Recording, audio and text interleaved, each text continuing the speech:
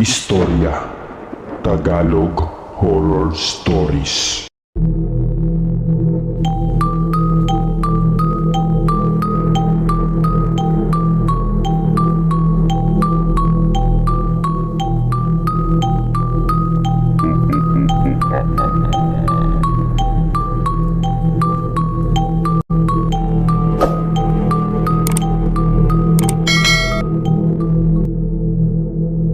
Malamig na hangin ang bumabalot sa buong paligid. Patuloy pa rin akong nasa sahig habang hinihintay ang mga salitang bibitiwan nila. Sinabi ni Mama na hindi daw ako si Carolina. Pero sinabi naman ni Papa na ako daw ang magiging kapalit ni Carolina. Kaya daw ipinagbawal nila sa akin ang magmahal dahil ayaw nilang sapitin ko ang kapalaran ni Carolina at ayaw niyang mahirapan akong tanggapin ang aking tadhana. Ngayon si Papa ay nakayuko at kita ko ang pag-agos ng mga luha nito. Hapong-hapo ako sa paghabol ng hininga ko. Gusto ko pang umiyak pero wala na ni isang patak ang kaya pang lumabas. Sinabi naman ni Lola, mukhang hindi na daw nila napigilan ito.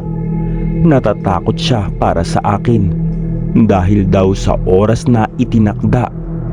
Biglang naputol ang sasabihin ni Lola at napahinto siya nang bumitaw siya ng napakalalim na paghinga. Patuloy pa niya, maaari daw mamatay ang taong inalayan ko ng aking puso. Matapos itong sabihin ni Lola ay parang may sumabog sa kaloob-looban ko. Nabibingi ako sa paulit-ulit na salitang ito.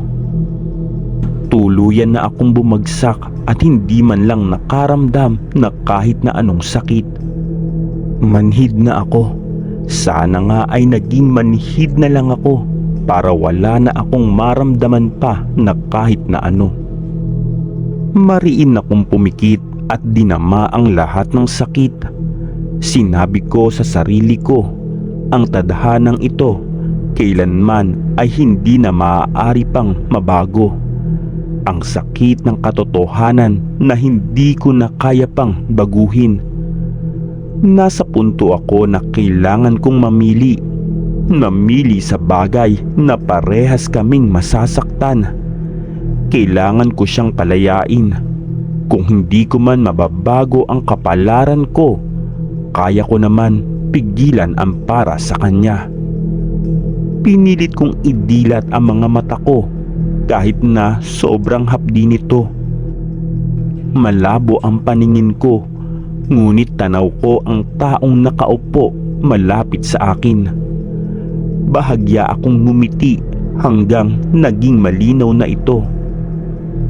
Marahan niyang pinalo ang braso ko kasabay ang pagbagsak ng mga luha nito at sinabi niya na nakakainis daw ako.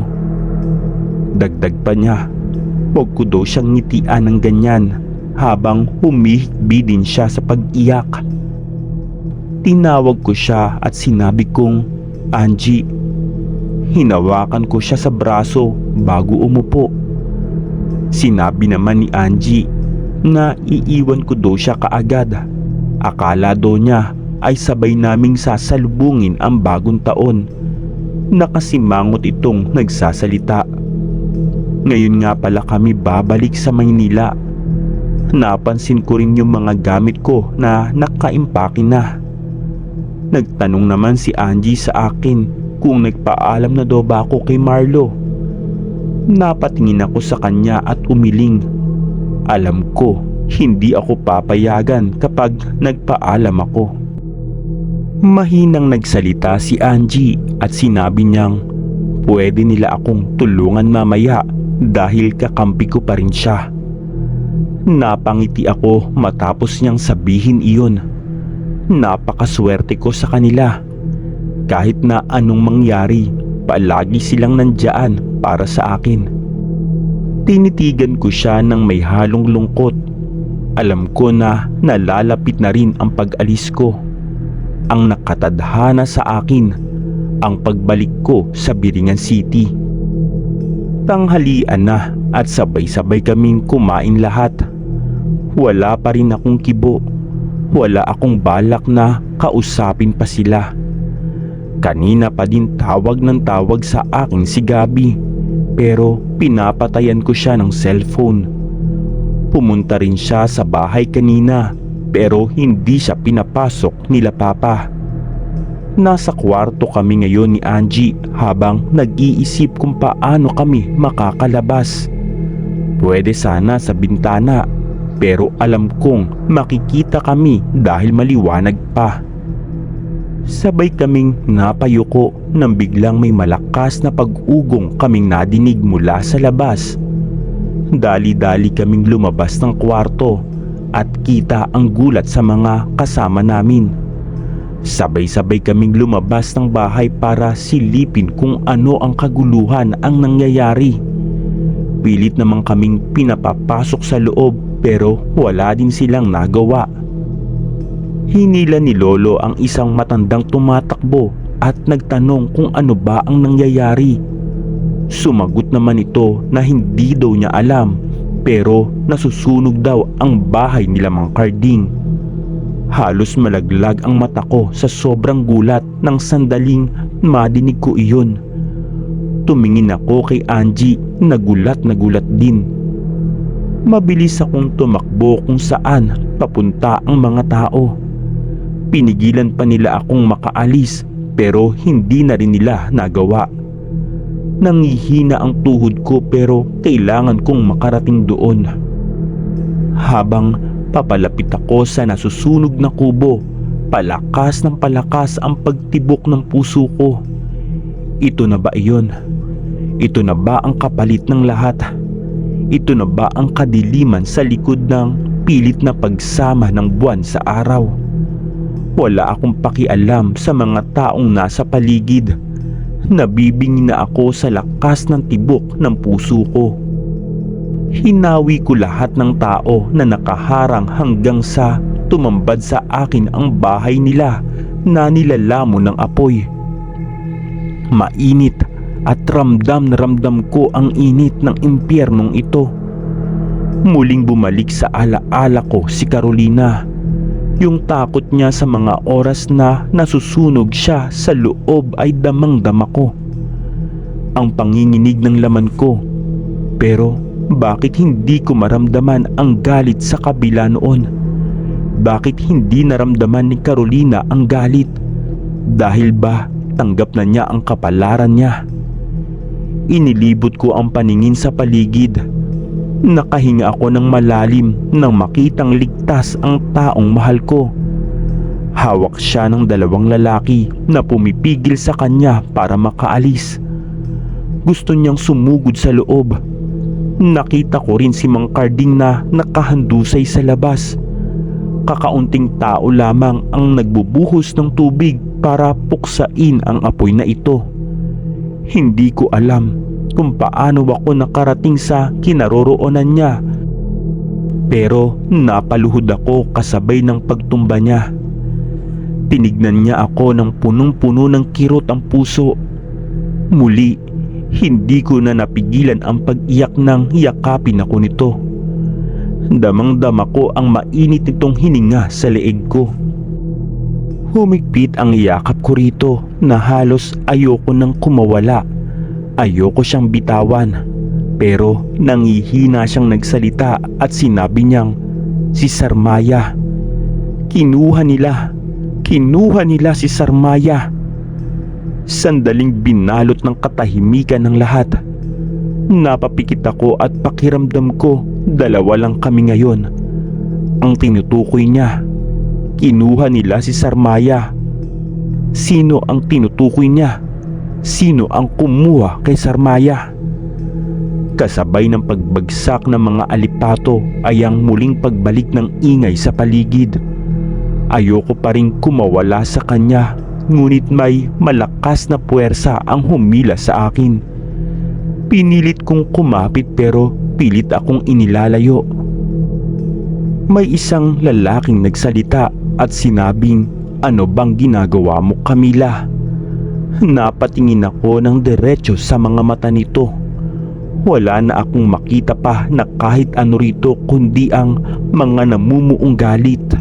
Si Gabi. Hindi na siya ang Gabi na nakilala ko. Bakit parang ibang tao na siya? Kumawala ako sa pagkakakapit niya pero pilit akong hinila palayo. Sinulyapan ko pa si Marlo na hinang-hina at nakatingin sa daang tinatahak namin ni Gabi. Napasigaw ako ng aray matapos akong itulak papasok sa kanyang sasakyan. Wala siyang naging kibo. Pinaandar niya ito ng mabilis. Tinanong ko siya kung ano ba ang problema niya pero hindi ko na natuloy ang sasabihin ko matapos niyang huminto mula sa napakabilis na pagmamaneho. Napahawak ako sa ulo ko matapos akong masubsob sa harap. Ramdam ko ang hapdi ng sugat na idinulot nito. Galit siyang tumingin sa akin at sinabing paano ko daw nagawa ang lahat ng ito sa kanya. Sandaling kinilabutan ako sa talim na mga tingin nito. Nakakatakot siya. Nanatili pa rin akong walang kibo habang patuloy na umaagos ang mga luha ko. Dagdag pa ni Gabi, sinabi daw niya sa akin na hindi daw siya papayag na kinukuha ang kanyang pag-aari. Na ngayon ay napangisi siya at nakakakilabot ang kanyang ngisi. Tinanong ko si Gabi kung siya ba ang may gawa at napahalakhak naman si Gabi matapos ko tong itanong sa kanya. Sumagot siya ng oo. Sayang lang daw at hindi siya nilamon ng impyernong inihanda niya para kay Marlo. Tumawa si Gabi na parang isang demonyo. Ibig sabihin, nagawa niya ito lahat dahil sa akin. Sinabi ko kay Gabi na nagbago na siya. Hindi na siya ang dating Gabi na nakilala ko. Humihikbi kong saad. Ngumisi naman siya at patuloy pa rin na nananaig ang galit sa mga mata nito. Sinabi ni Gabi na binago daw siya ng sakit. Sa sandaling sabihin niya iyon ay unti-unti nang bumagsak ang mga luha niya. Pero walang nagbago sa mga tingin nito. Kitang-kita mo pa rin dito ang galit sa mukha niya. Ang lahat ng nangyayari ay ako ang may kagagawan. Natatakot na ako sa mga susunod pang mangyayari. Ayoko nang may madamay pa sa katangahan ko. Huminto kami sa tapat ng bahay at si Papa ang humila sa akin palabas. Gabi na rin kung kaya't hindi na kami natuloy umuwi sa Maynila. Mas maganda na rin siguro na hindi kami natuloy. Gusto ko nang kumawala sa lahat ng ito. Hanggang ngayon ay binabagabag pa rin ako ng kasalanan ko kay Marlo. Nangyayari ang lahat ng ito dahil sa akin. Pero mas lalo akong nababahala sa inaasta ni Gabi. Alam ko na hindi niya titigilan si Marlo. Pero kailangan kong mapigilan ang lahat. Kailangan kong pakawalan ang lahat ng nararamdaman ko. Kailangan ko na siyang palayain.